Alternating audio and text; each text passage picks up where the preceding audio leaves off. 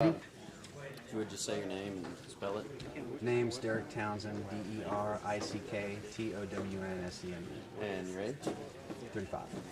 How many years have you been adventure racing? I've been doing adventure races for about 3 years. I started off doing the sprints, the real short, 2 to 3 hour events, and then moving up to the one-day events. And now we're finally up to the multi-day expedition racing. Have you always been pretty physically active?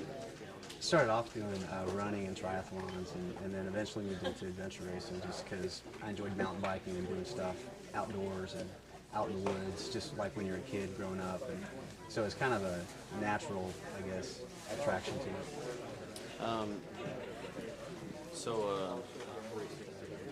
What do you do to prepare for your races? Try to get some sleep.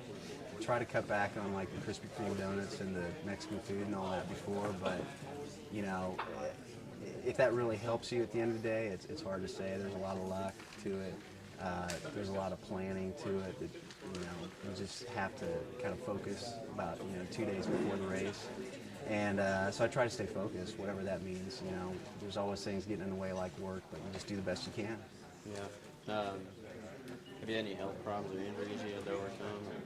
Well, I hurt my back actually water skiing pretty bad last year, and so I didn't really do much of anything for about almost 6 months, just recovering, and then got back into it last fall, and so far so good. I haven't had any problems since then, and I'll just keep my fingers crossed.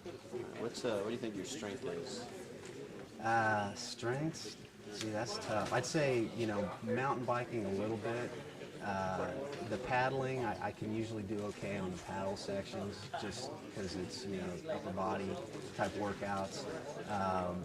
And I'd say the thing that I need to improve the most is the navigating. It's reading the map. It's kind of having a good sense of where you're at all the time and trying to get a sense for the terrain. But I'm getting better at it. So, I hate to try to get your strategies early in the race, but are y'all going to try to just go out, real hard and not sleep any, or are you going to just try to finish it? I think for strategy, basically we're just going to go into one of the persons on the team has to stop. And when that happens, we'll try to think ahead to the next closest place where we can have a good place to rest, whether it's a transition area coming up or if there's just a nice flat field or something we can lay out. But we've got a bunch of caffeinated Cliff Bars and green packets and things to kind of keep us going. So when one person starts lagging, we're going to start feeding that and hope that can get them a little bit further down the road before we all start cratering at the same time. And hopefully we'll slow down at the same time and everyone kind of be in sync. All right, sounds good.